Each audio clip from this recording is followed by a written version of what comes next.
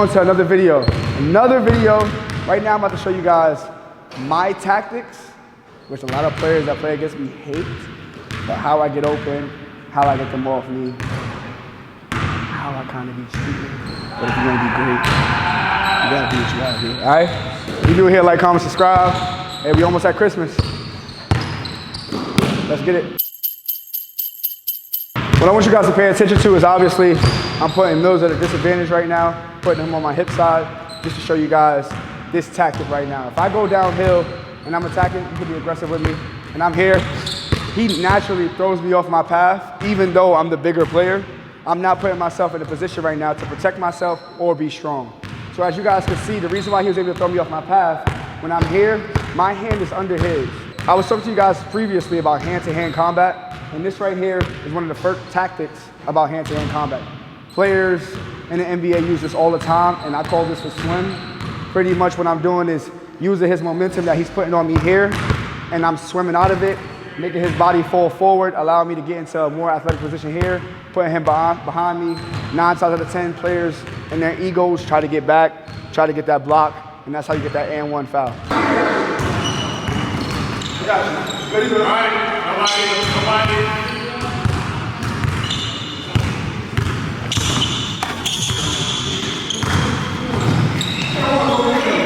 So I want you to focus on here. You guys will stay here, and I'll swim. He'll reposition, go back up, swim, swim, swim.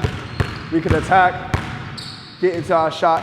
This swim is very important because it doesn't matter how strong you are, how tall you are, whatever it is. You swim and get that player off of you, it can put you in any position to go into any other move. So if you guard me regular, we're here, I swim, go.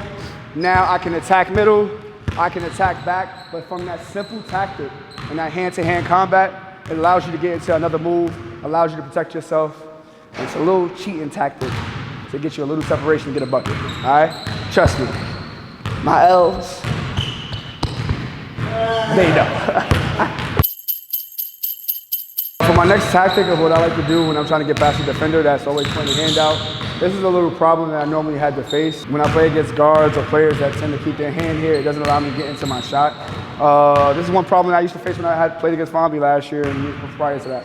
This right here is just something that I can never get past because as I move, the hand is still stopping me from getting into my position. And if I get there, a quick push throws me off. Or if I try to get here, it doesn't allow me to, and it's still in my frame. So what's my cheating tactic? So how do you get that shit out of your way?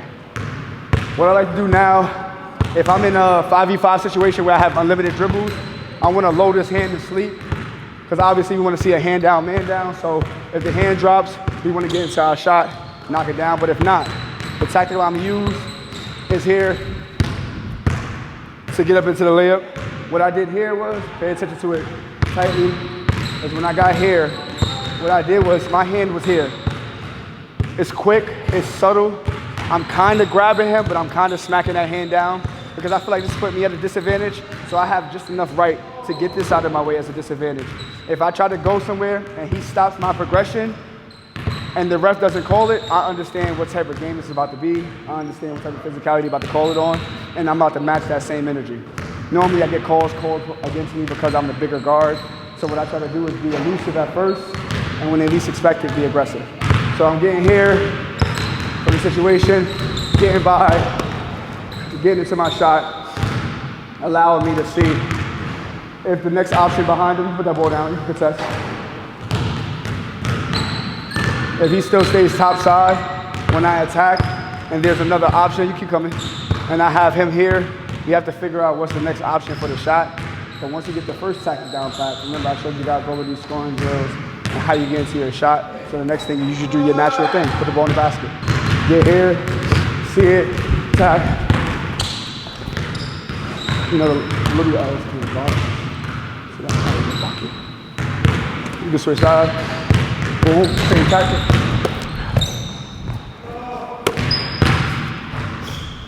That's it last The naughty L's.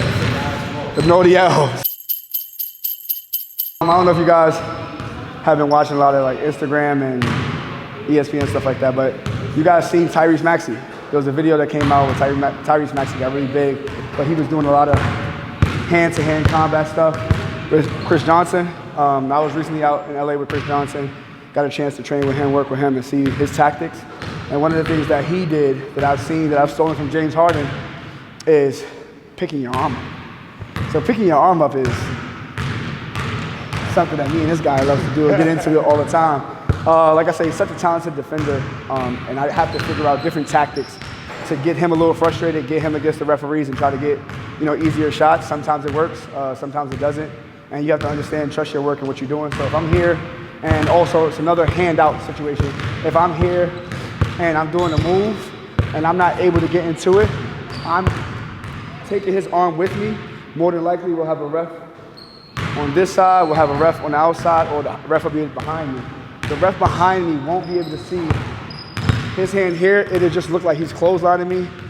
I throw the ball up, I get 2 free throws. If I can shoot 85%, 90% from the free throw line, that adds more points to my overall scoring, and it gets my defender frustrated. My defender wants to do something else back, probably ego-driven. Now he's a little bit more aggressive, so now if I get into it, we into the shot. Obviously, it puts the defender at a vulnerable point because now this elbow could be hyperextended, the shoulder could be dislocated, and I'm only telling you guys this because if you do it against your friends, trust it can be very aggressive. So when you get into the move, the way you practice it, is get here, get up, and try to see how you'll get into it. Get different ways, you come back again. Come here, get up. And every time that you attack it, you want to make sure you're finding that arm. James Harden does this well, Jalen Brunson does it well. You see me here. Get up and get a bucket on this elf. Get a bucket on this elf. This is the third tactic that I use to kind of open up my game. And like I said, I'm normally bigger than most guards. I'm normally stronger than most guards. And you would probably be like, well, Matt, why do you have to do that? Because when you play against, like I said, if I play against myself, I have to figure out a different way to get into that bag, get into that option, get into my scoring points, even though people know where I want to get to. And it shouldn't matter, okay? On to the next one. This is another tactic that I like to use if I find myself getting a little bit tired somewhere in the game. Rather than trying to break it down and go too crazy, I like to bring my player down to the line of scrimmage. 2 options.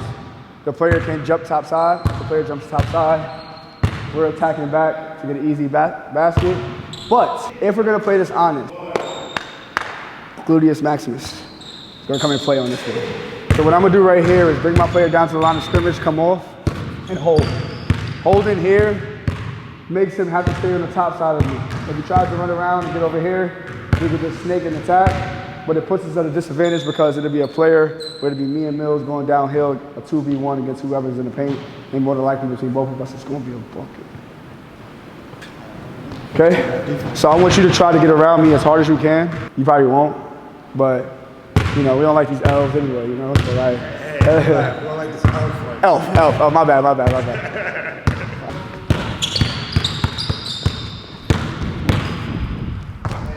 And as you can see, as soon as I came off, like I said, Mo's a long defender. Rather than let me keep it in my right hand, he tries to come top side. I changed the angle, which means if he was to try to come back this way, I can get back into my shot. He plays it, backdoor alley-oop for Mills to get a bucket. Let's play it honest again, however you want. Come up higher. You're here. Come back. Oh. Bad elf. Can't guard me. Last one. Here. Come up to it. And get that quick bucket. Now this might not look like a lot. It might not look like nothing that's too crazy. But I promise you these tactics has definitely got me into situations to where I can get easier buckets. I can do easier things and keep working from that point. So let's keep it up and build from there. These tactics that you guys see me use just now to kind of get open is not really anything too crazy. This is just my own things that I use to get myself into these positions, into these movements. They work. They worked against the highest level of competition. They worked against the lowest level of competition. And the way that I started against low competition and really got comfortable within that and built from there. But one of the biggest things that I want you guys to keep understanding is You have to keep improving. Trust yourself, do what you have to do, and let's keep going from there, all right? This is video 18. I think we got 6, 7 left. I can't believe this ended so fast. It's almost over, but hey, let's do it. It's your boy Matt Thomas, your boy Roti. On to the next one.